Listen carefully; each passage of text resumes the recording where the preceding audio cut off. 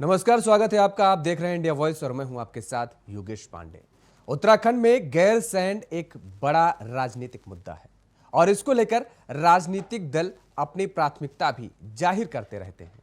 उधर गैरसैंण को स्थायी राजधानी बनाए जाने की प्रतिबद्धता राजनीतिक दलों की तरफ से दिखाई देती है, लेकिन साफ तौर पर कोई भी राष्ट्रीय दल इस पर बोलता हुआ नजर नहीं आता है। स्थिति यह है कि अब गुपचुप रूप से फाइलों में देहरादून के रायपुर में एक नई विधानसभा बनाने की प्रक्रिया भी चल रही है। फिलहाल लैंड ट्रांसफर की दिशा में काम किया जा रहा है और केंद्र सरकार से देहरादून के रायपुर में विधानसभा बनाने के लिए सैद्धांतिक मंजूरी भी मिल चुकी है, जिसके बाद एनपीवी यानी नेट प्रेजेंट वैल्यू सरकार की तरफ से दी जा चुकी है। लेकिन बड़ी परेशानी भी है, वो है ये कि WII की उस रिपोर्ट को लेकर है जिसमें भूमि को लेकर wild life meeting action plan के तहत 15 करोड़ 37 लाख रुपए का भुगतान सरकार को करना है। बस इसी रकम के चलते साल 2019 से शुरू हुई प्रक्रिया फिलहाल ठंडे बस्ते में है। और आपको यह भी बता दें कि यह 59.9 हेक्टेयर की भूमि रायपुर में चिन्हित भी कर ली गई है। फिलहाल लैंड ट्रांसफर का पहला स्टेज चल रहा है और इस पर बात वाइल्ड लाइफ लिमिटेशन के तहत जमा होने वाले पैसे के भुगतान पर रुकी हुई है। वहीं भाजपा के नेताओं के अनुसार नई विधानसभा भवन और सचिवालय भवन में के लिए कई प्रस्ताव कांग्रेस के समय भेजा गए थे और जिसे अब केंद्र से मंजूरी भी मिल चुकी है। आज इसी मुद्दे पर चर्चा करेंगे कि उत्तराखंड में तीसरे विधानसभा भवन की आखिर जरूरत क्या आन पड़ी है। पहले कुछ प्रतिक्रियाएं सुनिए, उसके बाद चर्चा की शुरुआत करते हैं। ऐसा है कि इसमें जो इन प्रिंसिपल अप्रूवल है, जिसको सैद्धांतिक स्वीकृति बोलते हैं, लगभग 60 हेक्टेयर का ये प्रस्ताव है। सैद्धांतिक स्वीकृति भारत सरकार से इसमें मिल चुकी है। कुछ शर्तों का अनुपालन अभी होना शेष है, जिसमें विशेष करके जो वाइल्ड लाइफ का मिटिगेशन प्लान था उसका 15 करोड़ 70 लाख के आसपास जमा होना है। और जैसे ही ये कंसर्न डिपार्टमेंट द्वारा जमा कर दिया जाएगा तो इसको आगे बढ़ाया जाएगा और फिर भारत सरकार इसमें विधिवत स्वीकृति जारी। इसमें हमारे पास कोई भी इंफॉर्मेशन इस तरह की नहीं है। ये ज़रूर मुझे पता चला है कि एक जगह कहीं पर संभावित है, लेकिन उसमें अभी किसी तरह की कोई कार्रवाई नहीं हुई है। तो अब आगे चलकर धीरे धीरे उसको भी हम लोग समझेंगे कि क्या है क्या नहीं है, फिर आगे देखते हैं क्या होता है। यदि समाचार में कुछ भी सत्यता है तो ये उत्तराखंड की जनता के साथ एक बड़ा भारी छल है, धोखा है और जन भावना का घोर अपमान है। और हम इसकी, यदि ऐसा निर्णय कुछ लिया गया है तो इसकी निंदा करते हैं और इसके विरोध में आवाज उठाएंगे, संघर्ष। तो उत्तराखंड में स्थायी राजधानी को लेकर के लगातार ये पहल की जा रही है कि दरअसल उत्तराखंड की स्थायी राजधानी कौन सी हो, देहरादून या फिर गैरसैंण। लगातार विवाद चलता रहा है और इस मुद्दे को लेकर के भारतीय जनता पार्टी की तरफ से कई दफा सवाल उठाए गए और यह भी कहा गया कांग्रेस की तरफ से भी कि दरअसल यदि उनकी सरकार आती है तो गैरसैंण को स्थायी राजधानी के तौर पर बनाने का काम किया जाएगा कांग्रेस की तरफ से। 2 विधानसभा ऑलरेडी उत्तराखंड में मौजूद है, देहरादून में, दूसरी तरफ भराड़ीसैंण यानी गैरसैंण में। दोनों विधानसभा भवन के बावजूद अब एक तीसरे विधानसभा भवन के निर्माण की बात की जा रही है। इसमें भी सैकड़ों करोड़ रुपए के खर्चे का प्रावधान होगा, यानी गैरसैंण में जो नवनिर्मित हुआ है विधानसभा भवन उसमें लगभग सैकड़ों करोड़ रुपए खर्च हो चुके हैं और ये पैसे जनता की गाढ़ी कमाई का है। और ऐसे में लगातार सवाल यही उठ रहा है कि आखिर तीसरे विधानसभा भवन की जरूरत क्या है।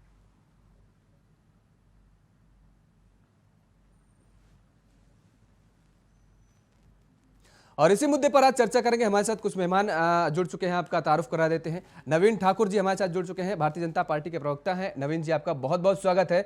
उमा सिसोदिया जी हमारे साथ जुड़े हुए हैं, आम आदमी पार्टी के प्रदेश उपाध्यक्ष हैं। उमा जी, आपका भी बहुत बहुत स्वागत है। नवीन जी, सबसे पहला सवाल और बहुत सीधा सवाल आपसे कि 2 विधानसभा भवन ऑलरेडी उत्तराखंड में निर्मित हैं, बावजूद इसके तीसरे विधानसभा भवन की क्या जरूरत पड़ रही है? देखिए योगेश जी, जो जगह चिन्हित की गई थी ये कांग्रेस के शासनकाल में की गई थी। विधान भवन को बनाने की जो उस समय मंजूरी दी गई थी कांग्रेस द्वारा दी गई थी। तो ये सवाल तो कांग्रेस से पूछनी थी कि उस वक्त इन्होंने क्यों ऐसा किया। अब कांग्रेस की कथनी और करनी में तो बहुत फर्क है। एक तरफ वो लगातार बोलते हैं कि भाजपा गैरसैंण से मुंह मोड़ रही है, गैरसैंण को राजधानी नहीं बना रही। 10 साल वो सत्ता में रहे, उन्होंने तो गैरसैंण को लेके कुछ नहीं किया, उन्होंने तो उत्तराखंड को लेके कुछ नहीं किया। कांग्रेस के तो नेतृत्व ने कहा था कि उत्तराखंड के पक्ष में ही नहीं थे, उनके तो एक पूर्व मुख्यमंत्री ने कहा था उत्तराखंड हमारे लास्ट पर बनेगा। गैरसैंण को ग्रीष्मकालीन राजधानी बनाने का काम भारतीय जनता पार्टी ने किया। कांग्रेस बताया कि कांग्रेस ने गैरसैंण को लेकर क्या किया, कांग्रेस ने तो कुछ नहीं किया। 10 साल अब सत्ता से बाहर जब होते हैं तब कहते हैं कि हम स्थायी राजधानी बनाएंगे, और जब सत्ता में होते हैं का ध्यान जो है गैरसैंण की तरफ जाता नहीं, तब वो अन्य जो है अपने निजी कार्य उसमें व्यस्त रहते हैं, अपने अपने मंत्रीगण उनके अपने अपने जो है घोटालों में व्यस्त रहते हैं, टॉप अप करने में व्यस्त रहते हैं, लूट लो प्रदेश को, आंखें फेरने के इसमें व्यस्त रहते हैं। तो सवाल कांग्रेस से होना ठीक है, ये आपका सवाल हो सकता है नवीन जी, लेकिन सवाल आपसे भी जायज बनता है। सवाल इसलिए जायज बनता है कि आप ये कह रहे हैं कि कांग्रेस के समय ये प्रस्ताव रखा गया था, लेकिन वर्तमान में सरकार आपकी है। आप गैरसैंण के लिए कह रहे हैं कि आपने बहुत कुछ किया। स्थायी राजधानी का जब जिक्र आता है तो आपकी पार्टी के नेताओं की तरफ से या आपकी तरफ से भी कोई खुलकर के बयान नहीं सामने आता है इस मुद्दे पर। नहीं, देखिए हमारी तरफ से हमेशा बयान आता है, कभी ऐसा नहीं हो कि हमने बयान नहीं दिया। हमने कहा कि जब गैरसैंण को हमने ग्रीष्मकालीन राजधानी बनाया और गैरसैंण के सर्वांगीण विकास के लिए, वहां पर स्थापना के लिए जो है स्थापना के लिए गैरसैंण में आसपास के क्षेत्र को विकसित करने के लिए 25,000 करोड़ के बजट का प्रावधान त्रिवेंद्र सिंह रावत जी ने किया था कि आने वाले 10 साल तक का जो है वहाँ विजन लेके चल रहे हैं कि 10 वर्षों में जो काम होने हैं, हमने तो अगले 10 वर्ष तक के लिए गैरसैंण के लिए सोचा है। कांग्रेस बताया उसने गैरसैंण के लिए क्या सोचा, कांग्रेस बताया उसने उत्तराखंड के लिए क्या सोचा। चलिए पूछेंगे, अभी कांग्रेस के प्रवक्ता हमारे साथ जुड़ेंगे और उनसे भी पूछेंगे और उनसे जानेंगे इन सवालों के जवाब। फिलहाल उमा सिसोदा जी आपका रुख करेंगे। जिस तरीके से अब ये पूरा मुद्दा, देखिए अभी नवीन जी कह रहे हैं कि कांग्रेस की पहल थी, पूरा ठीक रहा, कांग्रेस पे फोड़ा जा रहा है। आम आदमी पार्टी का क्या स्टैंड है इस मामले पर? देखिए, इस समय उत्तराखंड में जो कुछ भी चल रहा है, और मुझे नईम भाई की जो बात है सुनकर मुझे बड़ी हंसी आई कि जी ऐसे छोटे बच्चे की तरह आप बोल रहे हैं कि कांग्रेस के जमाने में हो गया था, हमारी मजबूरी है उसमें भवन को खड़ा करना। यानी कि कांग्रेस के जमाने में जो कुछ भी गलत हुआ उस गलती को आगे बढ़ाना बीजेपी की मजबूरी है। शायद यही सबसे बड़ा दुर्भाग्य उत्तराखंड का है कि कांग्रेस ने जो गलतियां करी प्रदेश की जनता ने उस पर खामियाजा उनको दिया है। लेकिन अगर बीजेपी ये कहकर कि भाई ये तो गलतियां कांग्रेस ने की और हम उसी को आगे बढ़ाएंगे, तो मैं ये किसी के भी गले से उतरने वाली बात नहीं है। सिंपल है, बिल्कुल सही है। बीजेपी पिछली बार भी 57 विधायकों के साथ सत्तासीन थी और इस बार भी 47 विधायकों के साथ सत्तासीन है। अगर बीजेपी चाहे तो एक कैबिनेट बैठक और गैरसैंण हमारी राजधानी, लेकिन ऐसा नहीं हुआ और न ही ऐसा होने की उम्मीद है, क्योंकि ठीक है अभी बयान आते हैं, नवीन जी ने बोला बयान तो सभी पार्टियां देती हैं, बीजेपी भी बयान देती है कि हम गैरसैंण को राजधानी बनाएंगे, लेकिन हम तो गैरसैंण में एक ग्रीष्मकालीन, हमने जो आधी अधूरी राजधानी बनाई थी गैरसैंण ग्रीष्मकालीन राजधानी, हमें तो ग्रीष्मकाल में भी वहां पर अपना जो सत्र है वो पेश करना भी हमने उचित नहीं समझा। यानी कि गैरसैंण में मैं तो समझती हूँ कि गैरसैंण में जो इतना बड़ा भवन बनाया हुआ है और जनता की उम्मीदों को जो थोड़ा बहुत जिंदा रखा हुआ है उस भवन ने, कि शायद एक ना एक दिन कांग्रेस बीजेपी या दूसरी किसी पार्टी की सरकार उत्तराखंड में जब बनेगी तो शायद उस भवन को पूरी तरह से यूज करने के लिए यानी कि राजधानी उत्तराखंड गैरसैंण पहुंचेगी। लेकिन जिस तरीके से गैरसैंण में ग्रीष्मकालीन राजधानी के जो कार्य होने थे वो भी नहीं हुए हैं, और अब पीछे के रास्ते से चुपचाप जिस तरीके से जमीनों की मतलब उसके नाम चेंज हो रहे हैं जमीनों के, जैसे कि अभी आप बता रहे थे, इससे साफ जाहिर होता है कि आप लोगों ने करना वही है जो बीजेपी की सरकार चाहती है, क्योंकि आप सत्ताधारी हो और आपके पास प्रचंड बहुमत है। कोई विपक्ष इस समय आपको सदन में भी आपके सामने बोलने के लायक स्थिति में नहीं है, क्योंकि आप सत्ताधारी हैं तो आप कुछ भी कर सकते हैं। जनता चिल्लाए, विपक्ष चिल्लाए, सड़कों पर हम लोग आंदोलन करें, हम कुछ भी करें, आप नहीं सुनेंगे। और यही इस समय खाली उत्तराखंड में नहीं पूरे देश में यही चल रहा है, क्योंकि आप सत्ताधारी हैं इसलिए आप सही गलत कुछ भी कर सकते हैं। लेकिन मैं नवीन भाई मेरे छोटे और बहुत ही मेरे प्रिय भाई हैं, मैं उनसे इतना जरूर कहना चाहूंगी कि किसी भी गलती के लिए आप कांग्रेस को दोष देना बंद कीजिए। अगर आप कर रहे हैं तो डंकी की चोट पर अपनी छाती ठोक के कीजिए कि हाँ हम बना रहे हैं उत्तराखंड की राजधानी देहरादून में। नवीन जी आपने सुना, एक कैबिनेट बैठक और फैसला आपके हाथ में। 1993 में मुलायम सिंह यादव की सरकार थी और उस दौरान जब यह मांग की जा रही थी कि राज्य का गठन किया जाए, उत्तराखंड राज्य का एक अलग गठन किया जाए, उस दौरान भी एक 6 सदस्यीय कमेटी का गठन किया गया और राज्य को लेकर के और इसके साथ ही राजधानी को लेकर के भी लोगों की राय ली गई। लखनऊ में बैठक हुई और प्रदेश के अलग अलग जगहों पर बैठक हुई। उस बैठक में 68% लोगों की राय यही रही कि गैरसैंण राजधानी के लिए सबसे उपयुक्त जगह है। आप कह रहे हैं कांग्रेस की तरफ से यह प्रस्ताव पेश किया गया था कि एक तीसरे विधानसभा भवन का निर्माण किया जाए देहरादून में, रायपुर में, और अब कर रहे हैं आप। साफ तौर पर अभी आपने सुना उमा जी ने किस तरीके से कहा कि अब पूरी बैटिंग आपके हाथ में है, आप किस और बैटिंग करना चाहते हैं ये आप डिसाइड करेंगे। कांग्रेस पर ठीकरा फोड़ना उचित नहीं होगा, मुझे भी लगता है। देखिए, कांग्रेस पे कोई ठीकरा नहीं फोड़ा मैंने, जो तथ्य है वो रखे। अगर तथ्य रखना और सही चीज को बताना, ठीकरा फोड़ना है तो शायद उमा जी को लग रहा होगा, और चूंकि एक दल की नेता है और किसी तरह से कोई बात तो रखनी है, भाजपा के जो है बात को गलत साबित करना ही है। तो इस प्रदेश की जनता जानती है, इस प्रदेश की जनता ने हमें प्रचंड बहुमत इसलिए नहीं दिया कि हमने जो है उनके हित के काम नहीं किए। जैसे कि उमा जी कह रहे थे सड़कों पर आंदोलन होता रहे, किसी के नहीं सुनते। लोकतंत्र में जनता सर्वोपरि, और जो जनता ने की नहीं सुनता उनका असर वही होता है कि 70 में से 68 विधानसभा में जमानत जब्त हो जाती है। उनका असर वो होता है कि दूसरी बार जो है पक्ष में बैठना पड़ता है। हमने जनता के मन की हमेशा सुनी है। उत्तराखंड के जनमानस का मन था कि गैरसैंण को जो है राजधानी बनाया जाए। हमने जिस कालीन बनाकर शुरुआत हमने की। हमने अगले 10 वर्षों तक जो है वहाँ का रोड मैप तैयार करके अगले 10 वर्षों में जो हमने क्या क्या करना है उसकी हमने पूरी जो है तैयारी की, और उसके लिए 25,000 करोड़ रुपए का जो प्रावधान किया। ये सारे काम भारतीय जनता पार्टी ने किए, ना कि आम आदमी पार्टी ने, ना कांग्रेस ने किए। चलिए वही गोलमोल बातें आप कहेंगे नवीन जी। देखिए हम बता रहे, आपने कहा आंदोलन हुआ है, लोगों की जाने गई हैं। मैं कह रहा हूं लोगों की जाने गई हैं। बाबा मोहनदास 13 बार आंदोलन किए, और आंदोलन करते हुए 38 दिन आंदोलन चल रहा था 2004 में, वो इस दुनिया से चले गए। आंदोलन, आप आंदोलन कर रहे हैं गैरसैंण को राजधानी बनाने के लिए, आंदोलन ही नहीं, जाने गई हैं हम तो कह रहे हैं। खैर बिल्कुल ठीक है, नवीन जी आएंगे आपके पास। हमारे साथ शिषपाल जी भी विष्ट भी जुड़ चुके हैं, प्रवक्ता कांग्रेस के हैं, इनसे भी जानने की कोशिश करेंगे। शिषपाल जी आपका बहुत बहुत स्वागत है। आपके जो आरोप हैं नवीन जी वो हम जानेंगे अब आपसे। शिषपाल जी, उत्तराखंड में तीसरा विधानसभा भवन निर्माण की कवायद तेजी से चल रही है। भारतीय जनता पार्टी का साफ तौर पर आरोप है, जब हम उनसे पूछे कि दरअसल तीसरे विधानसभा भवन की जरूरत क्या है उत्तराखंड में, भाई 2 ऑलरेडी निर्मित है, और उसके बाद यही कहा जा रहा है कि दरअसल पहल तो आपकी थी, कांग्रेस की तरफ से पहल की गई थी, उसे अब मंजूरी मिल गई है। उत्तराखंड में अधिकारियों को पैसे देने के लिए, वेतन देने के लिए उनके पैसे नहीं है सरकार के पास, और ये जो खर्च हो रहा है ये कहां से आएगा? शिषपाल जी, चलिए संपर्क नहीं हो पा रहा, फिर से जुड़ने की कोशिश करेंगे। नवीन जी सवाल देखिए बहुत सीधा सा है कि जो अभी प्रपोजल जो भारत सरकार को गया था गैरसैंण राजधानी के लिए जी, उस पर भारत सरकार की जो मंजूरी मिली है, तो कांग्रेस पार्टी का इस पर ये कहना है कि ये देहरादून में ये पैसा खर्च नहीं होना चाहिए, फिजूल खर्ची है। और गैरसैंण में क्योंकि अवस्थापना विकास पर इतना सुंदर भवन गैरसैंण में आज बन गया है, गैरसैंण में जो अन्य कार्य हैं वहाँ फोर्थ क्लास के कर्मचारियों के स्टाफ से संबंधित जो भवन बनने हैं, जो अन्य विकास वहाँ पर होने, उसमें इस पैसे को खर्च किया जाना चाहिए। और जो है उत्तराखंड राज्य का जो आज विकास का जो रोड में भारतीय जनता पार्टी नहीं रख पा रही है, आज वो गुमराह कर रही है प्रदेश की जनता को भी, ना कोई नियोजन का उनके पास विकास का कोई रोड मैप नहीं है।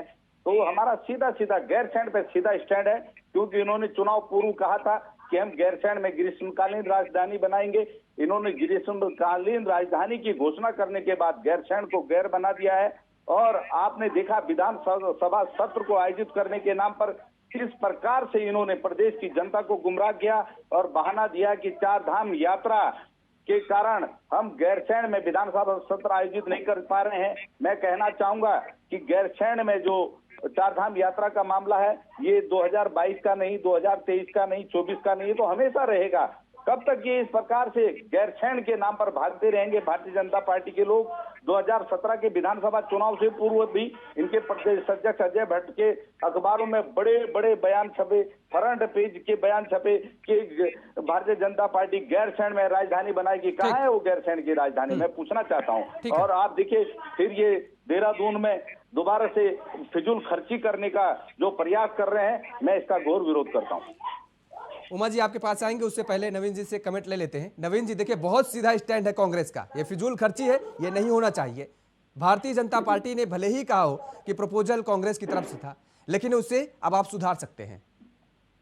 नहीं, ये बात फिजूल गर्दी कर रहे हैं और गैरसैंड पे बात कर रहे हैं कि भाजपा गैरसैंड को लेके कुछ नहीं कर रही है। इन्होंने गैरसैंड को लेके क्या नहीं, कांग्रेस ने, सुनिए नवीन जी, कांग्रेस ने अपना स्टैंड क्लियर कर दिया कि वो ये कह रही है, कांग्रेस की तरफ से कहा जा रहा है दरअसल कि अब विधानसभा भवन के निर्माण की जरूरत नहीं है देहरादून में। नहीं, वो तो देखो भविष्य के गर्त में है। अभी तो केवल जो है वहाँ से एक चिट्ठी आई है मात्र, उसको लेके जो है कांग्रेस के लोग परेशान हो गए या उस पर जो है बवाल काट रहे हैं। लेकिन कांग्रेस के लोग ये बताएं इन्होंने गैरसैंड को लेके क्या किया, उसका तो एक शब्द नहीं इनके पास। उत्तराखंड को लेके कांग्रेस ने क्या किया? क्या इनके मुख्यमंत्री ने कहा था ना उत्तराखंड में राजपुर बनेगा? कांग्रेस तो उत्तराखंड के पक्ष में नहीं थी। कांग्रेस ने गैरसैंड 10 वर्ष रहे, इन्होंने क्यों नहीं ग्रीष्मकालीन राजधानी घोषित किया? इन्होंने क्यों नहीं स्थायी किया? स्थायी छोटे ग्रीष्मकालीन नहीं करते। मैं इसका जवाब देना चाहूंगा। उन्होंने अपने आप कुछ किया नहीं और अब जो है केवल आरोप लगा रहे हैं। बोलिए बिष्ट जी, बोलिए। आरोप लगाने देखिए, मैं नवीन जी के आरोप पर ये कहना चाहूंगा, शायद नवीन जी को जानकारी नहीं होगी कि गैरसैंण में जो पहला विधानसभा सत्र टेंट के अंदर आयोजित किया कांग्रेस सरकार ने, जिस प्रकार से आज जो वहां पर आप सुंदर भवन देख रहे हैं गैरसैंण के अंदर विधानसभा का, जो एक बहुत सुंदर, वो कांग्रेस के शासनकाल में बना। कांग्रेस के लिए, कांग्रेस का बड़ा संघर्ष है गैरसैंण के लिए, और प्रदेश की जनता के साथ कांग्रेस ने जो वादा किया अपने कार्यकाल में उसको निभाने का भी पूरा प्रयास किया। हरीश रावत जी चाहते थे, उनको नहीं ये पता था कि हम दोबारा यहाँ सरकार में नहीं आएंगे। अगर थोड़ी सी यही बात है कि उसको राजधानी घोषित नहीं किया जा सका, लेकिन उसका पूरा जो खाका है वो कांग्रेस के शासनकाल में बना, और आज जो वहां पर आप देख रहे हैं जिस पर ये सारी राजनीति हो रही है वो कांग्रेस की ही देन है। ठीक, उमा सिसोदिया जी, जानना ये चाहेंगे आपसे कि क्या वास्तव में विधानसभा भवन के निर्माण के बाद उत्तराखंड का विकास हो सकेगा क्या? क्योंकि अगर उत्तराखंड का जिक्र करें तो WHO की जो रिपोर्ट है वो साफ तौर पर यह कहती है कि 1000 व्यक्ति पर प्रति डॉक्टर होना चाहिए, जबकि उत्तराखंड में 10,000 लोगों पर एक डॉक्टर है। शिक्षा का देख लीजिए, आज भी बच्चों को 10 किलोमीटर 15 किलोमीटर दूर पढ़ने जाना पड़ता है पहाड़ी क्षेत्रों में। अगर स्वास्थ्य का और हम जिक्र कर लें तो आप देखते हैं कि जब कोई ऐसी परिस्थिति बनती है तो लोगों के घरों तक एम्बुलेंस नहीं पहुंच पाती है। तो क्या देहरादून में विधानसभा के भवन के नए निर्माण के बाद उत्तराखंड का ये जो सारे संकट हैं ये सब दूर हो जाएंगे क्या? एंकर महोदय, मैं हमेशा कई बार ना, जब मैं आराम से घर पे बैठी होती हूँ या मैं कहीं जा रही होती हूँ तो कई बार दिमाग में बहुत सारे विचार आते हैं। उस समय एक विचार मेरे दिमाग में जरूर आता है कि जब कोई जनता किसी सरकार को चुनती है, वोट देती है, तो ये सोच कर देती है कि हमने जनप्रतिनिधि को चुना है और हमने सरकार को चुना है और ये हमारा ध्यान रखेगी, एक अभिभावक की तरह हमारा ध्यान रखेगी। मैं सिर्फ ये कहती हूँ कि जब हमारे पास पैसा कम होता है, आज उत्तराखंड कर्जे में डूबा हुआ है, तो हम उस समय जब पैसा कम है, गृहिणी होने के नाते मैं अपना घर भी चलाती हूँ, तो उस समय हम ये देखते हैं कि हमारा बजट कहाँ पर है और हमें उस बजट को उन जगह पे सबसे पहले लगाना है जिसकी सबसे ज्यादा आवश्यकता है। स्वास्थ्य है, अपने घर में देख लीजिए, अगर हमारे घर में बुजुर्ग बीमार है तो हमें सबसे पहले उनको हॉस्पिटल ले जाना है, अपने बच्चों की फीस हमें सबसे पहले देनी है। नया मकान हम लोग सबसे आखिरी में बनाएंगे जब हमारी सारी जरूरतें पूरी हो चुकी हों। ये एक सिंपल है, as a female, as a गृहिणी मैं बता रही हूँ, और मुझे लगता है कि मेरे साथ अगर नवीन जी और दूसरे लोग हैं वो भी इस बात को बिल्कुल मानेंगे कि जब एक छोटा बजट होता है, हमारे पास कर्जा ज्यादा होता है, तो हम लोग इस हिसाब से अपने आप को यूज करते हैं, अपने बजट को यूज करते हैं।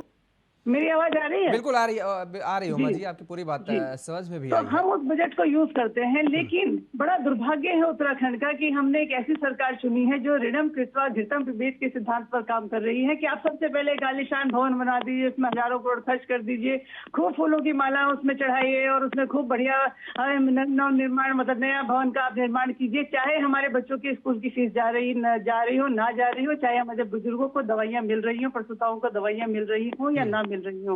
एक मानवता के नाते मैं कहती हूँ, कई बार मेरे मन में आता है कि आज इन लोगों के पास सत्ता है, आज इन लोगों के हाथ में एक साइन और एक कलम की इतनी बड़ी पावर है कि उत्तराखंड की जो जनता है उसकी किस्मत को आप लोग लिख सकते हैं, लेकिन आप लोग कर क्या रहे हैं? नवीन जी, मैं एक मार्मिक अपील आपसे करना चाहती हूँ, प्लीज ये भवन वगैरह में पैसे मत खराब कीजिए। बहुत बेरोजगारी है उत्तराखंड में, बहुत उम्मीदें हैं लोगों को आपसे, आप स्कूल बनवाइए अच्छे, आप हॉस्पिटल्स बनवाइए, आप बेरोजगारों को रोजगार देने की कवायद कीजिए। मैं भवन बनाने को मना नहीं कर रही हूँ, लेकिन हो सकता है आज से 20 साल बाद हम लोग उस स्थिति में पहुंच जाए जब उत्तराखंड एक बहुत समृद्ध राज्य हो। आज हमारे पास उतनी समृद्धि नहीं है, हम लोग कर्जे में डूबे हुए लोग हैं। और अगर ऐसे में आप लोग अपना जो गहरी कमाई का जो पैसा है उत्तराखंड के टैक्स पेयर्स का, उसको अगर आप इस तरह की चीजों में खराब करेंगे तो मैं समझती हूँ बिल्कुल ठीक नहीं है। ये एक तरह से उन मतदाताओं के साथ गद्दारी है, उन लोगों के साथ गद्दारी है जो बहुत उम्मीद के साथ जिन्होंने आपको वोट दिया है। हमें वोट नहीं दिया, मैं मानती हूँ इस बात को, हमारी कमियां रही। बिल्कुल, आप पर उम्मीद जताइए, लोगों ने भारतीय जनता आपको वोट पार्टी दिया है। पर उम्मीद जताइए और सत्ता में एक बार फिर से आपको बैठाला है। नवीन जी, देखिए कितनी मार्मिक अपील कर रही हैं उमा जी, और सबसे बड़ा सवाल यहाँ पर यही उठता है कि देखिए गैरसैंण को अगर भौगोलिक दृष्टि से देखें तो उत्तराखंड का सेंटर पॉइंट मुझे लगता है पड़ता है, और ऐसे में राजधानी, अभी स्थायी राजधानी का कोई जिक्र नहीं होता है। स्थायी राजधानी का अगर हम जिक्र करें तो 2 दशक बीत चुके हैं और ढाक के 3 पात जो पूरा मामला है वो पड़ा हुआ है। उसके बावजूद इतना शानदार भव्य भवन गैरसैंण में बना हुआ है, और उसके बाद अब एक और भवन बनाने की जरूरत क्या है? ये जो पैसा आप इन्वेस्ट करेंगे, ये जो उमा जी ने अभी कहा कि शिक्षा में इन्वेस्ट कीजिए, स्वास्थ्य में कीजिए, अन्य जो चीजें मुहैया करानी है उत्तराखंड में लोगों के लिए, उसमें आप इस पैसे का इन्वेस्ट कीजिए। देखिए योगेश जी, सारी चीजें जो है मैं मोदी की सुन रहा था। आपने भी कहा डॉक्टरों की कमी है, स्वास्थ्य की दिक्कत है। आप देखिए कांग्रेस के शासनकाल में 2017 में हमने जब सत्ता संभाली थी 1458 डॉक्टर थे, आज 2600 से ज्यादा डॉक्टर हैं। और पहाड़ के प्रत्येक अस्पताल पर जितने डॉक्टर्स की जरूरत थी, पहली बार ऐसा हुआ उत्तराखंड बनने के बाद, पहली बार ऐसा हुआ कि वहां पर जो है डॉक्टरों की कोई कमी नहीं है पहाड़ में। हमने जो है प्रत्येक हॉस्पिटल में डॉक्टर उपलब्ध कराए हैं। ये पहली बार हमने इस जो है चमत्कारिक आंकड़े को छुआ। नहीं तो हमेशा डॉक्टरों की कमी पहाड़ में रहती थी। बेशक प्लेन में अभी कुछ डॉक्टर्स की कमी हो सकती है, पहाड़ में आज जो है सब डॉक्टर्स पूरे हैं। आज हमारे पास 2600 से ज्यादा डॉक्टर। स्वास्थ्य की आप बात कर रहे थे कि गरीब के पास इलाज के लिए पैसा नहीं। आयुष्मान योजना हम लेकर आए, जिससे प्रत्येक गरीब को 5 लाख रुपए का इलाज मुफ्त मिल सके, और उत्तराखंड के प्रत्येक नागरिक के लिए योजना है। 52 लाख लोगों के आयुष्मान कार्ड बने। कोरोना काल जैसी महामारी में जब एक गरीब व्यक्ति के बच्चा नहीं था जो 2, 4, 5 लाख रुपए अस्पतालों में दे सकता, तब उस वक्त ये आयुष्मान योजना वरदान बन के साबित हुई। ये सारे काम हमने किए। बात सड़कों की हो रही है, हमने प्रधानमंत्री ग्रामीण सड़क योजना के अंतर्गत। ठीक है नवीन जी, आपने बहुत कुछ किया। ठीक है, ये चीजें जो आप बता रहे हैं ना, जमीनी स्तर पर ग्राउंड लेवल पर उतरिए तो देखिए तो सब कितना है। अभी कोरोना काल का आपने जिक्र किया तो मुझे एक आंकड़ा और याद आ गया। कोरोना काल में आपने देखा कि बच्चे स्कूल नहीं जा पा रहे थे, आप घर पर बैठ करके बच्चे पढ़ रहे थे ऑनलाइन क्लासेस का क्या हुआ? जो रिपोर्ट आई उसमें बताया गया कि 80% से ज्यादा बच्चे क्लास अटेंड ही नहीं कर पा रहे हैं। आप सोचिए 80% से ज्यादा बच्चों ने क्लास नहीं अटेंड की। आप शिक्षा को आप हाईटेक करने की कोशिश कर रहे हैं, आप इसमें पैसे इन्वेस्ट कीजिए। सबसे बड़ा सवाल और बहुत सीधा और सिंपल सवाल है नवीन जी, कि आखिर इस बिल्डिंग की जरूरत क्या है? नहीं देखिए, मैंने कहा कि ये मंजूरी कांग्रेस के समय में थी, जगह चिन्हित हुई थी, अभी काम शुरू नहीं हुआ है। अभी जो है केवल मंजूरी मिली है। इन्होंने मंजूरी के लिए जो है उस समय इन्होंने आवेदन किया था। तो अभी आने वाले समय में देखेंगे क्या होगा। माननीय मुख्यमंत्री संगठन देखेगा इसको जो है किस तरह से लेना है। लेकिन बात गैरसैंण की अगर आती है तो गैरसैंण को, आप इस बात को मानते हैं कि भारतीय जनता पार्टी की सरकार इस बारे में अभी विचार मंथन करेगी? अभी इस पर ब्रेक लग सकता है? बिल्कुल 100% जो है विचार मंथन होगा। कांग्रेस का शासनकाल नहीं है कि जैसे भी आया केंद्र से अगर कोई निर्देश हो गया, इस परिवार को उसको मान लिया गया। यहाँ पर जो है हमारा संगठन है, हमारी सरकार है, माननीय मुख्यमंत्री जी मंत्रियों के साथ चर्चा होगी और जो जनता के हित में होगा, जो जनता जैसा जनता का मन होगा उस हिसाब से काम होगा। हम तो जनहित पर काम करने में विश्वास रखते हैं। हमने बजट में भी जनता का जो है मत चुना, हमने जनता के सुझाव लिए। इसी प्रकार हम गैरसैंण भी हम जानते हैं कि गैरसैंण जो है जन भावनाओं का केंद्र है और गैरसैंण हमारी भी भावनाओं का केंद्र है। भारतीय जनता पार्टी की भावना है, मतलब जनता की जो भावना है वो हमारी भावना है। इसलिए तो जनता हमें जो है पुनः अपने सेवा का अवसर दे रही है। बिल्कुल, मुझे लगता है उस ओर आपको कदम में उठाना चाहिए। भावनाएं तो हैं, केवल विचार और ये प्रकट नहीं करने चाहिए। शिषपाल जी। मैं नवीन जी की बात से ये कहना चाहूंगा कि अभी इन्होंने, मैं दोनों बातों का इनका जवाब दूंगा जो कोविड काल की भी इन्होंने उठाई, और पहले इस पे दे दूं जन भावना की। ये जन भावना की कितनी कद्र करते हैं ये तो अभी ये बीता हुआ जो है विधानसभा सत्र था इसमें दिखाई दिया कि ये, मैंने पहले भी कहा कि गैरसैंण में जो ग्रीष्मकालीन राजधानी की बात ये करते हैं, ग्रीष्मकालीन सत्र तक ये आयोजित नहीं कर पाए, और क्या बहाना इन्होंने दिया इससे पहले मैंने आपको बताया। तो इनको जन भावनाओं से कोई लेना देना नहीं है, ये तो तानाशाही पूरे देश में चला रहे हैं, मनमानी ये चला रहे हैं। कोविड काल की ये बात कर रहे थे कि किस प्रकार से इन्होंने काम किया। आपको पता होगा कि देश शर्मसार हुआ हरिद्वार कुंभ में जिस प्रकार से कोविड टेस्टिंग घोटाला हुआ, आपको पता। कोविड के नाम पर जो इन्होंने पूरे देश के अंदर उत्तराखंड की नाक कटाई, उसमें एक उत्तराखंडी होने के नाते मैं और हम सभी लोगों ने अपने को लज्जित महसूस किया। ये तो इनका जनता प्रेम है, ये इस प्रकार से जन भावनाएं समझते हैं। अभी सहकारिता विभाग में आप देख लीजिए किस प्रकार से घोटाले सामने आ रहे हैं, नियुक्तियों में किस प्रकार से घोटाले हैं। अभी 36 करोड़ रुपए के ऐसे बॉन्ड खरीद लिए, ऐसे शेल कंपनियों में निवेश कर दिया जिन पर सेबी की निगरानी है, सुप्रीम कोर्ट में जिनमें केस चल रहे हैं, और जो पैसा जीरो हो चुका है। इस प्रकार से ये जन भावनाओं की कद्र करते हैं। इनकी जन भावनाओं की लिस्ट बहुत लंबी है, अगर उस डिबेट को करने लगेंगे तो 1 घंटा भी मुझे कम लगेगा। जी ठीक है उमा जी, आपका आखिरी कमेंट क्या है? भारतीय जनता पार्टी कह रही है कि विचार विमर्श किया जाएगा, क्या कितनी उम्मीद है आम आदमी पार्टी को बीजेपी इस दिशा में एक ठीक पहल सोचेगी?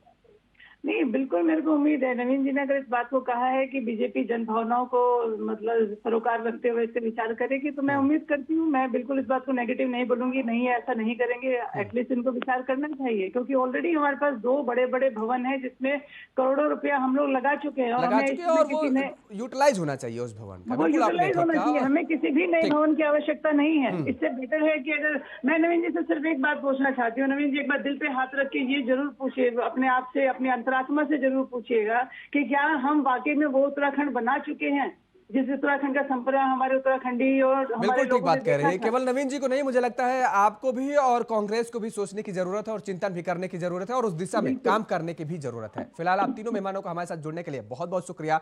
तो लगातार अब जिस तरीके से तीसरे भवन के निर्माण की बात की जा रही है, उत्तराखंड में विधानसभा भवन के निर्माण का जिक्र किया जा रहा है, और इसको लेकर के अब लगातार सवाल यही उठ रहे हैं कि आखिर क्या वास्तव में राजनीतिक मंशा पर जो सवाल उठाए जा रहे हैं वो ठीक है?